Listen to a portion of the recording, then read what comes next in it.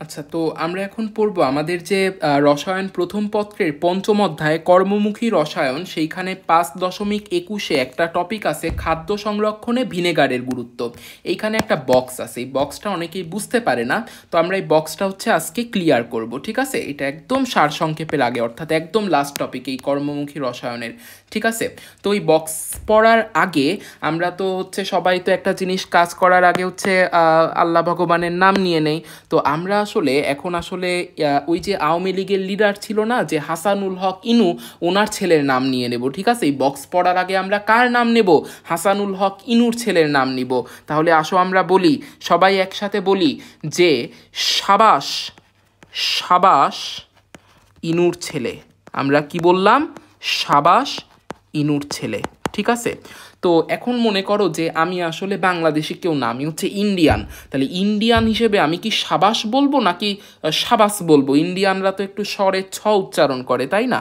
তাহলে আসো, আমি যেহেতু ইন্ডিয়ান, তাহলে আমি আসলে বলে দিই যে সাবাস, সাবাস ইনুর ছেলে। হ্যাঁ, তো এই কথাটা আমি মনে করো বলে দিলাম। তো what does it mean actually, যে সাবাস ইনুর ছেলে? তো আসলে এইখানে ইনু দিয়ে আমি একটা এনজাইমের নাম মনে রাখবো ইনুলিনেস, এবং ছেলে দিয়ে আমি আর একটা এনজাইমের নাম মনে রাখবো সেলুলেস। এখন আমাদের কথা হচ্ছে এই ইনুলিনেস এবং সেলুলেস কোন কোন জিনিসের ভেতরে আমরা পাবো? কোন কোন জিনিসে পাবো? সা দিয়ে মনে রাখবো শামুক, বা দিয়ে মনে রাখবো ব্যাকটেরিয়া, ছ দিয়ে মনে রাখবো ছত্রাক। এখানেও একই জিনিস আছে, শামুক, ব্যাকটেরিয়া, ছত্রাক। তো এই জিনিসগুলোর ভেতরে, এই জিনিসগুলোর ভেতরে আমি ইনুলিনেস পাবো, এবং এই জিনিসগুলোর ভেতরে আমি সেলুলেস পাবো, অর্থাৎ ইনুর ছেলেকে পাবো আমি সাবাসের ভেতরে। তাহলে আসো আমরা দাগায় ফেলি, যে সাবাস দিয়ে আমরা পড়লাম শামুক, ব্যাকটেরিয়া, ছত্রাক, সাবাস। তাহলে সাবাস আমরা কোথায় পাচ্ছি? ইনুর ছেলের ভেতরে পাচ্ছি, ইনুলেস আর সেলুলেস। তো হয়ে গেল, ইনুর ছেলের নাম আমরা নিয়ে ফেললাম। এবার একটু আমরা এনজাইমের ইতিহাস দেখে আসি, চলো এনজাইমের ইতিহাস দেখি। তো এনজাইম, এনজাইম, তো একটা জিনিস দেখো, এন কথাটার মানে হচ্ছে ভেতরে, এন কথাটার মানে ভেতরে, এবং জাইম কথাটার মানে হচ্ছে ইস্ট। তার মানে ইস্টের ভেতরে যে জিনিসটা পাওয়া যায় তাকে বলা হয় এনজাইম। এইটাই শুরুতে মানুষ জানতো আর কি, যাই হোক। তো আমরা একটা জিনিস আমরা জানতে পারলাম, যে এই কথাটা থেকে আমরা একটা জিনিস কিন্তু ক্লিয়ার হলাম, যে ইস্টের, ইস্টের অপর নাম কিন্তু জাইম। ইস্টের অপর নাম কি? জাইম। ঠিক আছে, তো এখন আমাদের কথা হচ্ছে তাহলে ইস্টের ভেতরে বা জাইমের ভেতরে আমরা কোন কোন এনজাইম পাবো? ঠিক আছে, এখন আমাদের কথা কি, এই জাইমের ভেতরে অর্থাৎ ইস্টের ভেতরে আমরা কোন কোন এনজাইম পাবো? তাহলে এটা আমরা আসলে ওর নাম দিয়েই আমরা এটা পড়তে পারি। ঠিক আছে, ওর নাম দিয়েই আমরা পড়তে পারি। সেটা হচ্ছে যা দিয়ে মনে রাখবা জাইমেস। তাহলে ইস্টে কি পাওয়া যায়? ইস্টে পাওয়া যায় জাইমেস। ইস্টে কি পাওয়া যায়? ইতে মনে রাখবা ইনভার্টেস। ইতে কি মনে রাখবা? ইনভার্টেস। এবং মতে কি মনে রাখবা? মতে মনে রাখবা মল্টেস। ঠিক আছে, তাহলে ইস্ট বা জাইমের ভেতরে তিনটা এনজাইম পাওয়া যায়, জাইমেস, ইনভার্টেস আর মল্টেস। ঠিক আছে, তো একটা জিনিস একটু জানবা, এই যে ইনভার্টেস, এই ইনভার্টেসের অপর নামই কিন্তু সুক্রেস। ইনভার্টেসের অপর নাম কিন্তু সুক্রেস। ঠিক আছে, তাহলে এই আমরা আরেকটা জিনিস এই কাহিনী থেকে মনে রাখতে পারি, সেটা হচ্ছে যে সুক্রোজ, সুক্রোজকে বলা হয়, সুক্রোজকে বলা হয় ইনভার্ট সুগার। সুক্রোজকে কি বলা হয়? Invert sugar, invert sugar. ঠিক আছে, ইনভার্ট সুগার। তো এই জিনিসটা আমরা জানতে পারি। তো এইটা কিভাবে তোমরা মনে রাখতে পারো? দেখো, যে সুক্রেজ যদি হয় ইনভার্টেস, তাহলে সুক্রোজ হবে ইনভার্ট। ঠিক আছে, তো এরকমই কিন্তু আসলে ব্যাপারটা। এইবার আমরা আরেকটা জিনিস, আরেকটা সহজ জিনিস তো এখান থেকে আমরা পড়তেই পারি, যে মল্টের ভেতরে কি থাকে? মল্টের ভেতরে থাকে মল্টেস। এটা তো এর থেকে সহজ কথা আর হয় না, মল্টের ভেতরে থাকে মল্টেস, একদম সহজ কথা। এরপরে আসো, এরপরে আসো আমরা পড়ি যে অঙ্কুরিত বীজে কি থাকে। দেখো, অঙ্কুরিত বীজ, এইখানে অ কথাটা দিয়ে আমরা মনে রাখতে পারি এখানে একটা মাত্র এনজাইম আছে যার নামের ভেতরে অ কথাটা আছে। এই দেখো, অ কথাটা বা এ কথাটা আছে, একটাই এনজাইম, তার নাম হচ্ছে অ্যামাইলেস। ঠিক আছে, তাহলে অঙ্কুরিত বীজে কি থাকে? অ্যামাইলেস থাকে। আর অ্যামাইলেসের অপর নাম জানবা টায়ালিন। তো আমরা কিন্তু জানি যে টায়ালিন কিন্তু আমাদের লালারস অর্থাৎ স্যালাইভারি গ্ল্যান্ডে পাওয়া যায়। ঠিক আছে, এইবার আমরা একটা ছবি দিয়ে একটা জিনিস একটু মনে রাখার চেষ্টা করব। মনে করো এটা হচ্ছে তোমার ক্ষুদ্রান্ত্র, ক্ষুদ্রান্ত্রের ভেতরে তোমার অনেক রস আছে এবং সেই রসের ভেতরে কি আছে, সেই রসের ভেতরে একটা মই আছে। তাহলে ক্ষুদ্রান্ত্রের রসের ভেতরে কি আছে, ক্ষুদ্রান্ত্রের রসের ভেতরে মই আছে।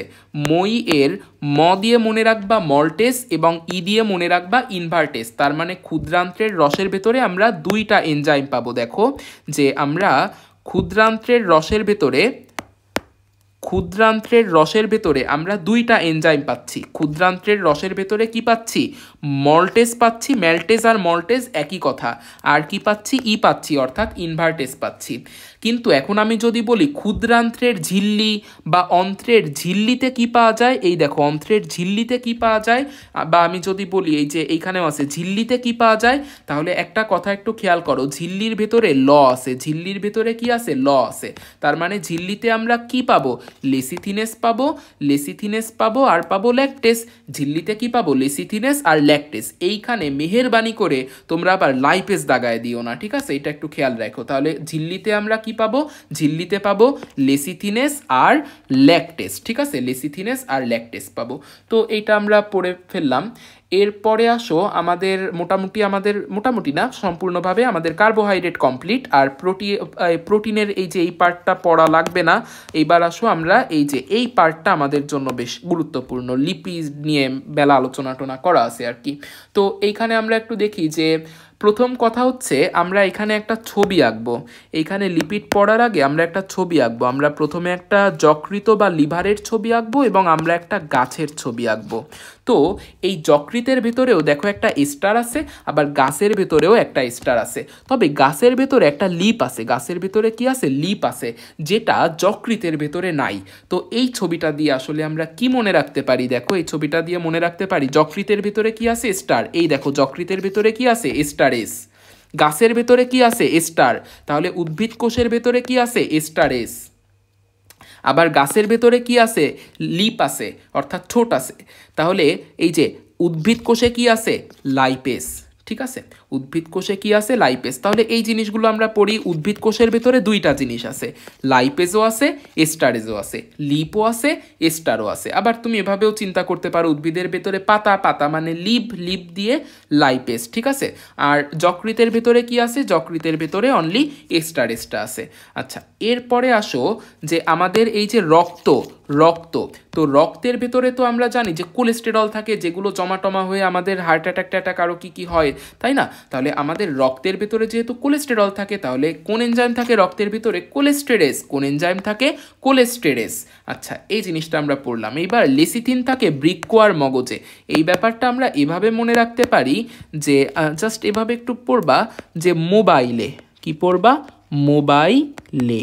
এইখানে মো দিয়ে মনে রাখবো মগজ, এবং বা দিয়ে মনে রাখবো বৃক্ক, এবং লে দিয়ে মনে রাখবো এই যে লেসিথিনেস, ঠিক আছে। তাহলে এই জিনিসগুলো কিন্তু এই লাইন থেকে আমরা পড়ব।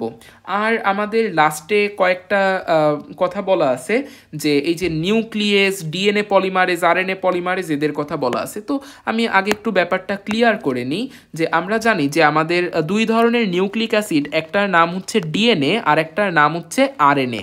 ডিএনএ মানে হচ্ছে ডিঅক্সিরাইবো নিউক্লিক অ্যাসিড, এই কারণে এনএ। আর আরএনএর পূর্ণ নাম হচ্ছে রাইবো নিউক্লিক অ্যাসিড, এই কারণেও এর নামের লাস্টে কি আছে, এনএ। এদের দুইজনের নামের লাস্টেই এনএ মানে কি, এনএ মানে নিউক্লিক অ্যাসিড, ঠিক আছে। তাহলে এরা দুইজনই হচ্ছে নিউক্লিক অ্যাসিড, আর এরা দুইজনই মনে রাখবা, এরা দুইজনই কিন্তু পলিমার। তাহলে এদের মনোমারটা আসলে কে, এদের মনোমারটা হচ্ছে মনে রাখবা, ডিএনএর মনোমার হচ্ছে, এদের মনোমার একজনই, সেটা হচ্ছে নিউক্লিওটাইড। ডিএনএর মনোমারকে নিউক্লিওটাইড। আবার আমাদের আরএনএর মনোমারকে, আমাদের আরএনএর মনোমারও হচ্ছে নিউক্লিওটাইড, ঠিক আছে। আরএনএর মনোমারও নিউক্লিওটাইড। তবে ডিএনএর মনোমারের নামের লাস্টে আমরা, নামের আগে আমরা বসায় দিতে পারি যে ডিঅক্সিরাইবো নিউক্লিওটাইড, আর এইটা হচ্ছে তোমার শুধু রাইবো নিউক্লিওটাইড। হ্যাঁ, এরকম। তো যাই হোক, এত কিছু আসলে আমাদের দরকার নাই। তো এইটুক ধারণা যদি আমাদের ক্লিয়ার থাকে, তাহলে একটা জিনিস দেখো, এখানে আমরা দেখতে পারতেছি নিউক্লিয়াস। নিউক্লিয়াস নাম শুনেই আমরা বুঝতে পারতেছি ও কার উপরে কাজ করবে, নিউক্লিক অ্যাসিডের উপরে। আর নিউক্লিক অ্যাসিড ভেঙে গেলে কি তৈরি হবে, নিউক্লিওটাইড তৈরি হবে। তো এই কথাগুলোই আমরা এখান থেকে পড়ব। তারপরে হচ্ছে আবার আছে যে ডিএনএ পলিমারেজ। তো একটা জিনিস দেখো, ডিএনএ কিভাবে তৈরি হয় আমি একটু বলি। এই নিউক্লিওটাইডগুলো জোড়া লেগে লেগে লেগে ডিএনএ তৈরি হয়। আবার এই যে আমাদের এই নিউক্লিওটাইডগুলো জোড়া লেগে আমাদের আরএনএ তৈরি হয়, ঠিক না? তাহলে এখন আমাদের কথা হচ্ছে এই নিউক্লিওটাইডগুলোকে কে জোড়া দিয়ে ডিএনএ তৈরি করে, সেই এনজাইমটার নাম ডিএনএ পলিমারেজ। এই নিউক্লিওটাইডগুলোকে কে জোড়া দিয়ে আরএনএ তৈরি করে, সেই এনজাইমটার নাম হচ্ছে আরএনএ পলিমারেজ, ঠিক আছে? তাহলে দেখো, ডিএনএ পলিমারেজ কি তৈরি করতেছে, ডিএনএ পলিমারেজ ডিএনএ তৈরি করতেছে। আরএনএ পলিমারেজ দেখো আরএনএ তৈরি করতেছে। তাহলে ডিএনএ পলিমারেজ কি থেকে ডিএনএ তৈরি করবে, ওই দেখো নিউক্লিওটাইড থেকে, ডিঅক্সি নিউক্লিওটাইড থেকে ডিএনএ তৈরি করবে। আর আমাদের আরএনএ পলিমারেজ যেটা, সেটা কোথা থেকে আরএনএ তৈরি করবে, এই যে নিউক্লিওটাইড থেকে আরএনএ তৈরি করবে। তাহলে ডিএনএর জন্য যে নিউক্লিওটাইডটা আছে তার নাম কি, ডিঅক্সি নিউক্লিওটাইড, একটু আগে বলছি। আরএনএর জন্য যে নিউক্লিওটাইডটা আছে তার কি নাম, রাইবো নিউক্লিওটাইড, ঠিক আছে? তো এখন আমাদের কথা হচ্ছে এই যে এই নিউক্লিওটাইডগুলোর সাথে আবার ট্রাইফসফেট কেন অ্যাড করছে। আসলে মনে রাখবা, জেনারেলি আমাদের নিউক্লিওটাইডগুলোর সাথে একটা ফসফেট থাকে, তবে এখানে 3টা ফসফেট আছে, এই কারণে ট্রাইফসফেট অ্যাড করছে। তবে 3টা ফসফেট থাকুক আর একটা ফসফেট থাকুক, নিউক্লিওটাইডগুলো অলওয়েজ ডিএনএ বা আরএনএ তৈরি করতে পারবে, এ ব্যাপারে কোনো সন্দেহ নাই। এটা হচ্ছে আমাদের কথা। আচ্ছা, এখানে যদি ট্রাইফসফেট বা এই ট্রাইফসফেট কথাটা নাও দিত, তাহলেও কোনো সমস্যা আসলে ছিল না আর কি। তো এই হচ্ছে আমাদের হয়ে গেল। আর এখানে আমাদের আরও কিছু একটু কথা আমরা একটু পড়ে নিই, এগুলো আগেও আমাদের পড়া আছে। এখানে একটা জিনিস দেখো, যে আমাদের এই যে স্টার্চ, স্টার্চ কিন্তু হচ্ছে কি করে, স্টার্চ হচ্ছে তোমার আমরা একটা এনজাইমের নাম 3য় অধ্যায়ে পড়ছিলাম, যার নাম ছিল টায়ালিন। টায়ালিন কি করতেছিল, স্টার্চকে মল্টোজে পরিণত করতেছিল। পরবর্তীতে আবার ওই মল্টোজের উপরে কে কাজ করতেছিল, মল্টেজ। তখন ওই মল্টোজটা কিসে পরিণত হয়ে যাচ্ছিল, 2টা গ্লুকোজে পরিণত হয়ে যাচ্ছিল, ঠিক আছে? মল্টোজ 2টা গ্লুকোজে পরিণত হয়ে যায়, কারণ আমরা জানি মল্টোজ হচ্ছে একটা ডাইস্যাকারাইড, মশলা।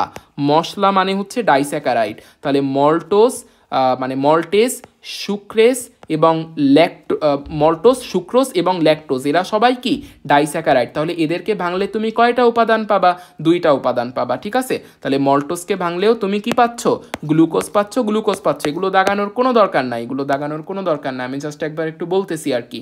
আর আমাদের একটা কথা হচ্ছে, এখান থেকে একটা জিনিস জানতে পারো যে ইনুলিন, ইনুলিনকে ভাঙলে কি পাওয়া যায়, শুধুই ফ, শুধুই ফ। ইনু ভাঙলে শুধুই ফ পাওয়া যাচ্ছে। আর হচ্ছে আমরা জানি যে আমাদের এই যে তেল, চর্বি, এই যে তেল, চর্বি, ফ্যাট, এ মানে কি, এ মানে হচ্ছে লিপিড। আর লিপিড ভাঙলে কি পাওয়া যায়, ফ্যাটি অ্যাসিড আর গ্লিসারিন। গ্লিসারিনও যা, গ্লিসারলও তা, ঠিক আছে? তাহলে তেল, চর্বি, ফ্যাটের উপরে কে কাজ করে, আমরা জানি যে লাইপেজ। কে কাজ করে, লাইপেজ। এই লাইপেজটাকে এখানে এভাবে লিপেজ লেখা হয়েছে, তাহলে যাহাই লিপেজ তাহাই কিন্তু লাইপেজ। তারপরে আসে হচ্ছে আমাদের লেসিথিন। এই লেসিথিনের ভেতরে কি দেখা যাচ্ছে, সিথি। মনে রাখবা, সিথি একটা মেয়ে। এই সিথি কোথায় থাকে, সিথি থাকে খুলনার দাকোপে। সিথি কোথায় থাকে, সিথি থাকে দাকোফ এ। সিথি কোথায় থাকে, দাকোফ এ। তাহলে সিথি ভেঙে যেয়ে কি তৈরি হবে, দেখো, দা দিয়ে মনে রাখবো ডাইস্যাকারাইড, কো দিয়ে মনে রাখবো কোলিন, ফ দিয়ে মনে রাখবো ফসফেট, হয়ে গেল দাকোফ। তাহলে হয়ে গেল আমাদের এই পুরো চার্ট কমপ্লিট।